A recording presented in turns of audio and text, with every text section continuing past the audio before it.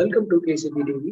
தமிழ்நாட்டில் நடக்கக்கூடிய அரசியல் நிகழ்வுகள், அரசியல் சம்பவங்கள் எல்லாத்தையும் சுவாரஸ்யம் குறையாமல் உங்களுடைய கேசிபி டிவியின் மூலமா தமிழ்ச்சிருக்கோம். அந்த வகையில தமிழ்நாட்டில் நடக்கக்கூடிய முக்கியமான விஷயங்கள் நிறைய இருந்துருக்கு. நம்ம வந்து தொண்டரின் குரல் நிகழ்ச்சி மூலமா தொண்டர்கள் நிறைய கேள்விகள் கேட்டுட்டு இருக்கோம். அந்த வகையில நம்ம கூட சத்யநாராயணன் நினைஞ்சிருக்காரு. வணக்கம் சத்யநாராயணன், எந்த ஊருங்க எந்த தொகுதியிலிருந்து பேசுறீங்க? வணக்கம் சார். சொல்லுங்க, நீங்க எந்த ஊர்ல எந்த தொகுதிங்க?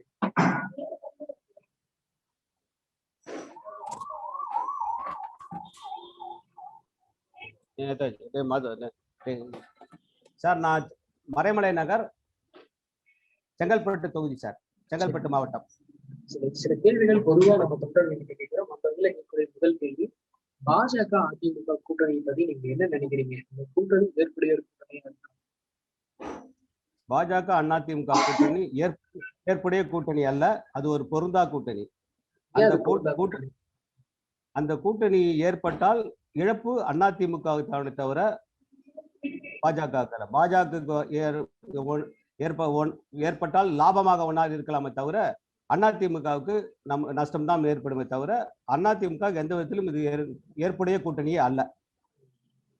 வந்து பெட்ரோல் டீசல் விலை உயர்வு, இப்ப கூட சிலிண்டரோட விலை உயர்வு 25 ரூபாய் அதிகமா இருக்கு.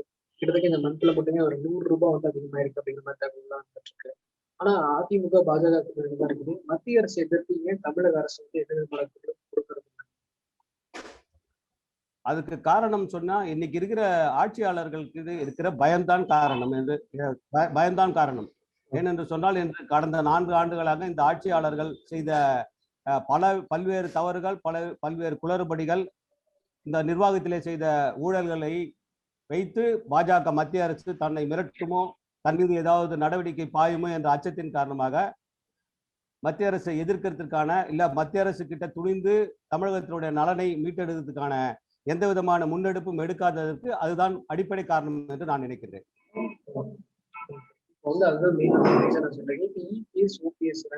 கட்சி ரீதியான பல்வேறு வகையான முரண்கள் இருக்குல்ல, அதை பத்தி உங்களுடைய கருத்து என்னவா இருக்கு? கட்சி இது ஒரே ஒரு சின்ன உதாரணம் என்று சொன்னால், எலியும் தவளையும் போன்ற என்றுதான் நான் நினைக்கின்றேன். எலியும் தவளையும் எது பொருந்தாத ஒரு உறவோ அது போலத்தான் வந்து இபிஎஸும் ஓபிஎஸும் என்ற இந்த நட்பு என்று நான் என்னை பொறுத்தவரையில் நான் நினைக்கின்றேன். தவிர இவர், அதாவது எலி வந்து ஓபிஎஸ் ஆகவும் தவளை வந்து இபிஎஸ் ஆக இருப்பதாக நான் நினைக்கின்றேன். புரியல. தாவறது, அதாவது ஓபிஎஸ்க்கு சமயம் சந்தர்ப்பமும் அவருக்கு தனக்கான அங்கீகாரமும் கிடைத்தால் அவர் எங்கே வேணாலும் தாவறதுக்கு தயாராக இருப்பார். இபிஎஸ் உடைய நிலை என்றால் தனக்கு கிடைத்த இந்த தகுதியை தக்க வைத்துக் கொள்வதற்கு எதை ஒன்றாலும் செய்யறதுக்கு துணிந்திருக்கிறார். அதுதான் இன்னைக்கு அவருடைய நடவடிக்கை அதிமுகவை இவ்வளவு பெரிய ஒரு இக்கட்டான சூழ்நிலைக்கு கொண்டு போய்விட்டது. தனக்கு கிடைத்திருக்கின்ற முதலமைச்சர் பதவியும் கட்சியினுடைய அந்த தலைமைக்கான அங்கீகாரத்தையும் தக்க வைத்துக் கொள்வதற்கு எந்த வழி இறங்கி, எந்த அளவுக்கு என்றாலும் இறங்கி அதை தக்க வைத்துக்கு தயாராக இருப்பதாகத்தான் இந்த இவருடைய செயல்பாடுகள் இருக்கிறது என்று நான் நினைக்கின்றேன். முரணுக்கான காரணங்களா இருக்கு நினைக்கிறேன். புரியல. இதுதான் மேஜரா வந்து முரண் வந்து முதல் வந்து அதிகாரத்தை யார் சுவைக்குது என்பதில் தான் வந்து முரண். அதுல ஓபிஎஸ் தனக்கு அதிகாரம் கிடைத்தால் அதை எந்த வகையிலாவது பயன்படுத்திக் கொள்ள வேண்டும் என்று ஓபிஎஸ் நினைக்கிறார். கிடைத்த அதிகாரத்தை விட்டுவிடக்கூடாது என்பது இபிஎஸ் ஓட எண்ணமாக இருக்கிறது. இதைதான் வந்து இப்போ அவங்க 2 பேருக்குள்ள இருக்கிற அதிகார போட்டி தான், அதிகாரம் தான் இந்த நிலைக்கு அவர்களை வந்து வைத்திருக்கிறது. இதற்காக இந்த 2 பேரும் ஒன்று சேர்ந்திருப்பதாக போல் நடிக்கிறார்களே தவிர உண்மையில் அவர்கள் ஒன்று சேர்ந்திருப்பதாக வெளி உலகத்துக்கு போனால் நடிக்கலாமே தவிர உள்ள அதிமுக அது பலனும் கிடையாது. அது எந்த முன்காலத்துக்கு நன்மையும் கிடையாது. இப்போ வந்து இப்ப 2019 சட்டமன்ற தேர்தல் தேதி இன்னும் அறிவிக்கப்படாமல் இருக்கு. சசிகலா வந்து நேற்று பெரிய பெரிய தலைவர்கள் எல்லாம் போய் சந்திச்சுட்டு வந்துட்டு இருக்காங்க. ஒருவேளை 2019 சட்டமன்ற தேர்தல் அறிவிச்ச பின்னாடி இந்த கூட்டணிக்குள்ள இருக்கக்கூடிய குழப்பங்கள் தொடருமா, இல்ல வந்து இதுக்கான ஒரு முடிவுகளும் கிடைக்குமா, இல்ல என்ன மாதிரி திருப்பங்கள் தான் அதிமுக நடக்கும் நீங்க நினைக்கிறீங்க? அது பொறுத்துதான் பார்க்க வேண்டும். 2021 தேர்தல் வந்து இன்னைக்கு தேதி அனௌன்ஸ் பண்ண பிறகு அதிமுக என்னென்ன மாற்றங்கள் ஏற்படும் என்று தெரியாது. அதை வைத்துதான் எதிர்கால அரசியலை முன்னெடுக்க முடியும் என்று நான் நினைக்கின்றேன். ஏனென்று சொன்னால் இப்பொழுது இருக்கின்றது தமிழ்நாட்டில் 2 கூட்டணி, அதிமுக தலைமையிலான கூட்டணி, இரண்டாவது திமுக தலைமையிலான கூட்டணி. இந்த 2 கூட்டணியும் தவிர்த்து அதிமுகவில் சீட்டு கிடைக்காதவர்கள், அதிருப்தியில் இருப்பவர்கள், பதவி அதிகாரம் போயிட்ட உடனே நம்ம அதுக்கு அடுத்த இடத்துல போனா நம்மளுக்கு அதிகாரம் கிடைக்குமா இல்ல பதவிகள் கிடைக்குமா என்று போவர்கள் இந்த முடிவு வருவது. அதற்கான முடிவு நம்ம பொறுத்து பார்க்க வேண்டிய விஷயமா இருந்துச்சு. இன்னும் 10 நாள் 15 நாள் பொறுத்து இருந்தால் தான் எதுவும் அதோட டெவலப்மெண்ட் என்னன்றது ஒரு 10-15 நாளுக்கு பிறகுதான் தெரியும் என்று நான் நினைக்கிறேன். சசிகலா நேற்று ஒரு ஸ்டேட்மெண்ட்ல ஒன்றுபட்டு செயல்படலாம், ஒன்றுபட்டு செயல்பட்டால்தான் வெற்றி பெற முடியும் அப்படின்னு சொல்றாங்க. அவங்க யாரை அழைக்கிறாங்க, ஒன்றுபட்டு செயல்பட யாரு கூப்பிடுறாங்க? அது அவங்க வெளிப்படையா சொல்லல. அதாவது அம்மாவுடைய தொண்டர்கள் ஒன்றுபடணுன்ற மாதிரி தான் பொதுவா சொல்லியிருக்காங்க. அவங்களுடைய ஸ்பெசிபிக்கா இன்னார்னு அதிமுக தொண்டர்களையோ இல்ல அம்மாவுடைய தொண்டர் சிதறி அம்மாவின் தொண்டர்களையோ என்று குறிப்பிடவில்லை. ஜெயலலிதா அவருடைய தொண்டர்கள் எல்லாம் ஒன்றிணைந்து வருங்காலத்தில் இந்த தேர்தல் வெற்றி பெற்று அம்மாவின் ஆட்சி அமைப்போம் என்று சொல்கின்றார்கள். இதுதான் அவர்களுடைய கூற்றாக இருக்கும் என்று நான் கருதுகின்றேன். ஆனால் அதிமுகவுடைய நிலைப்பாடு வேறு விதமாக இருக்கிறது. அவர்கள் அமமுகவை அழைப்பதாக அவர்கள் பக்கத்தில் இருந்து சொல்கிறார்கள். ஆனால் அது சரியாக இல்லை. ஏனென்று சொன்னால் அவர்கள் கூட பக்கத்திலே தான் அமமுக இருக்கிறது. அவர்கள் அமமுக அழைக்க வேண்டிய அவசியம் இல்லை. ஆகவே எதிரில் இருக்கின்ற அதிமுக தொண்டர்களையும் சிதறி இருக்கின்ற அதிமுக தொண்டர்களையும் சேர்ப்பதாக தான் அவர்கள் அழைக்கிறார்கள் என்று நான் நினைக்கின்றேன். தொண்டர்களே 2 பேரா அமமுக இருக்காங்க, அதிமுக இருக்காங்க. இப்போ ஓட்டு சிதறதுக்கான வாய்ப்புகள் இருக்காங்க. இப்போ அதிமுக தொண்டர்கள், அமமுக தொண்டர்கள் இப்போ நடைபெற்ற ஜெயலலிதாவோட திருநாள் கூட பல்வேறு வகையான கலவரங்கள் ஏற்பட்டிருக்கு. அதிமுக அமமுக இதுவும் தொண்டர்களுக்குள்ளே ஒரு கலகம் ஏற்படுவதற்கான வாய்ப்புகள் வழிவகுக்காதா? புரியல, சரியா கேட்க. அதிமுக தொண்டர்கள் தனியா இருக்காங்க, அமமுக தொண்டர்கள் தனியா இருக்காங்க. நேற்று நடைபெற்ற ஜெயலலிதா அவர்களோட பிறந்தநாள் விழாலேயே பல்வேறு வகையான கழகங்கள் நிறைய பிரச்சனைகள் ஏற்பட்டு இந்த மாதிரி இருக்கும்போது இந்த 2020 சட்டமன்ற தேர்தல் காலத்துல இந்த தொண்டர்களோட ஓட்டுகள் அப்படிங்கிறது பிரிவதற்கான வாய்ப்புகள் இருக்குமோ இருக்காது? நிச்சயமாக இருக்குது. அதிமுகவில் ஒரு சரிவை ஏற்படுத்துவதற்கான வாய்ப்புகள் நிறைய இருக்கிறது. ஏனென்று சொன்னால் இந்த கட்சி இந்த பிரிந்து இருக்கின்ற தொண்டர்கள் இணைவதற்கான கால அவகாசம் தள்ளிவிட்டதாக நான் நினைக்கிறேன். ஏனென்று சொன்னால் கடந்த 3-4 மாதங்களுக்கு முன்னால் இந்த இணைப்புகள் நடந்திருந்து இன்றைக்கு எல்லாரும் ஒன்று சேர்ந்திருந்தா இன்னைக்கு இந்த மனக்கசப்புகள் ஓரளவுக்கு மறைந்து இருக்கும். தேர்தலிலே உழைப்பதற்கு வாய்ப்பாக இருந்திருக்கும். ஆனால் இது கிட்டத்தட்ட கடைசி நிமிஷத்தில் நாம் இருப்பதாக நான் நினைக்கின்றேன். அதனால் தேர்தல் நடக்கும் போது இந்த 2 பேரும் தொடர்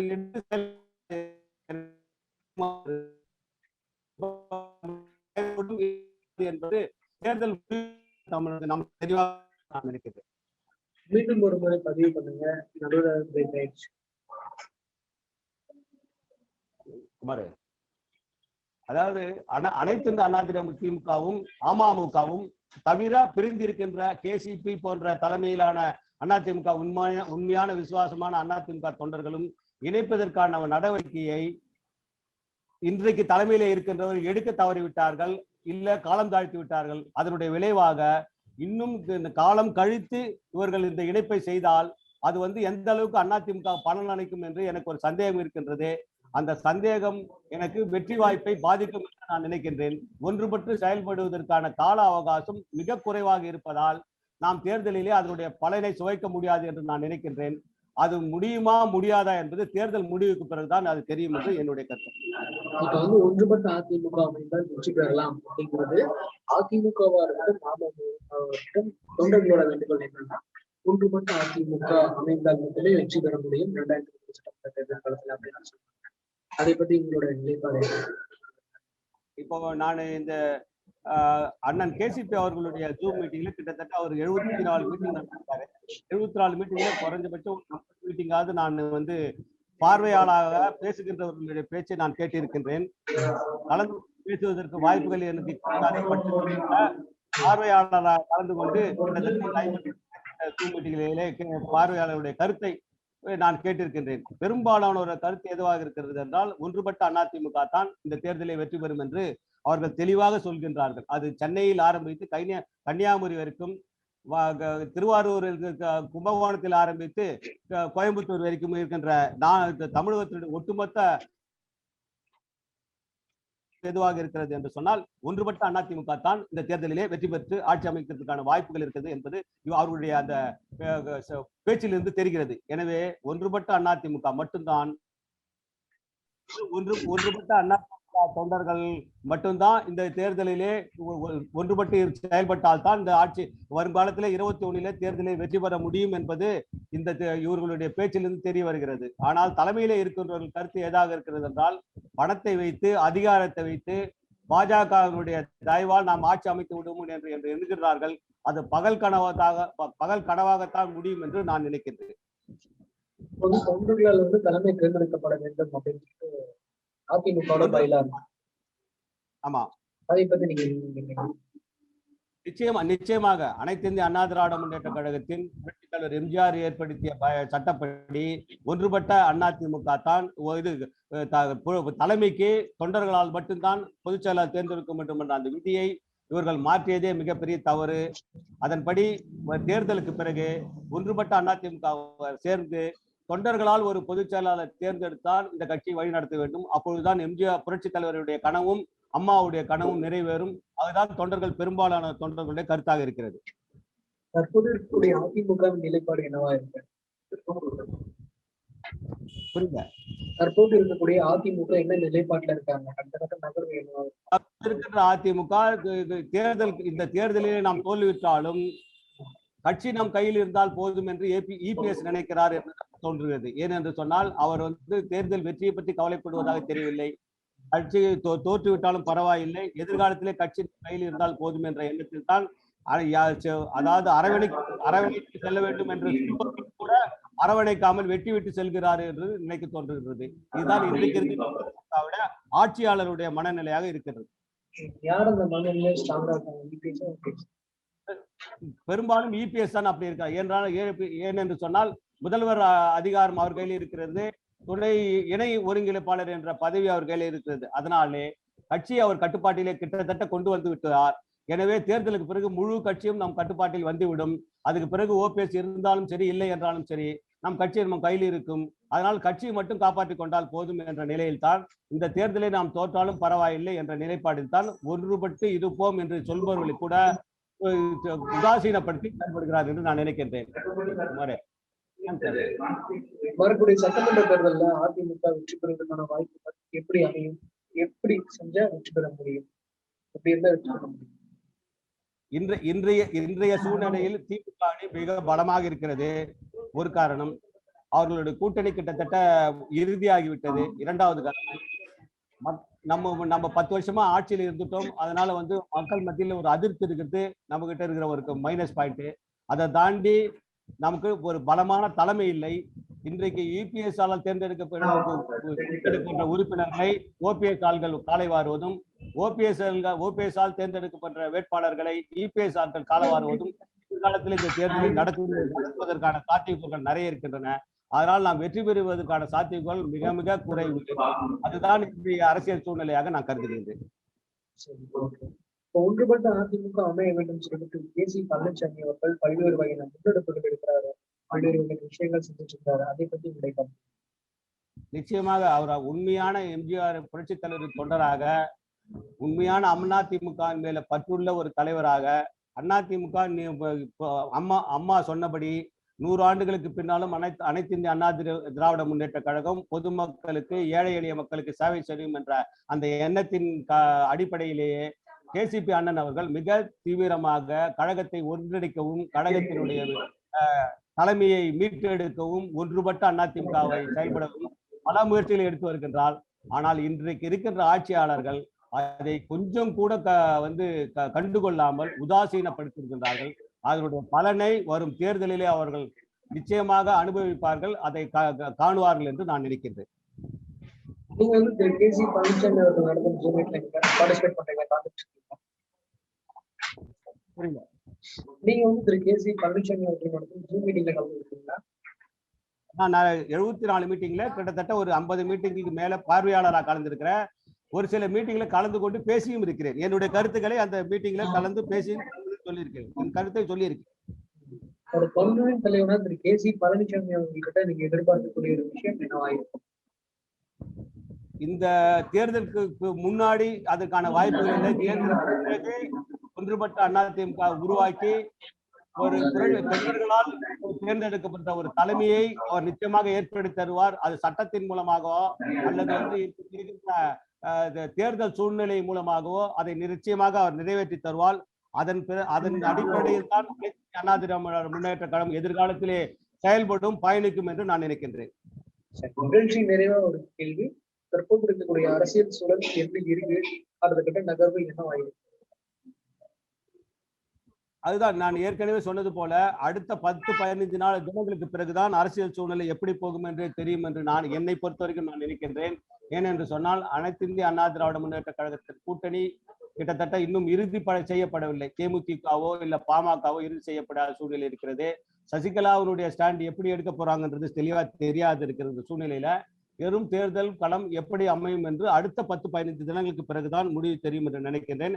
அதை தான் அண்ணன் கே.சி. அண்ணாவிடம் நான் பேசும்போது கூட சொல்லியிருக்கிறேன். அண்ணா, உங்களுடைய செயல்பாடுகளை என்ன செய்ய போறீர்கள் என்பதை உங்களுடைய கருத்தாக தெரிவிக்க வேண்டும்.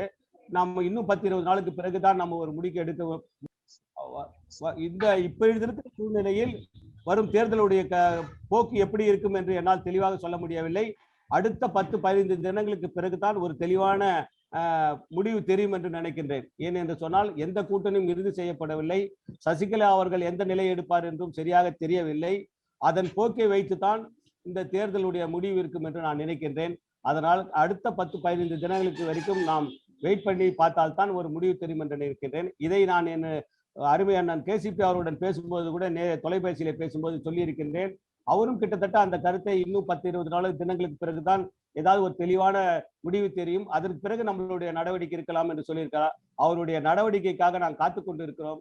அந்த நடவடிக்கை நல்ல நடவடிக்கையாக இருக்கும். அது புரட்சி தலைவரின் அனைத்து இந்திய அண்ணா திராவிட முன்னேற்ற கழகத்தை காக்கின்ற நடவடிக்கையாக இருக்கும் என்று நான் நம்புகின்றேன். அதை எதிர்பார்த்து காத்துக் கொண்டிருக்கிறேன். சரி, இவ்வளவு நேரம் நான் கேட்ட கேள்விக்கு ரொம்ப அழகா உங்களுடைய கேசிபி நேயர்கள் சார்பாக நன்றி. நன்றி, நன்றி, நன்றி, நன்றி, வணக்கம்.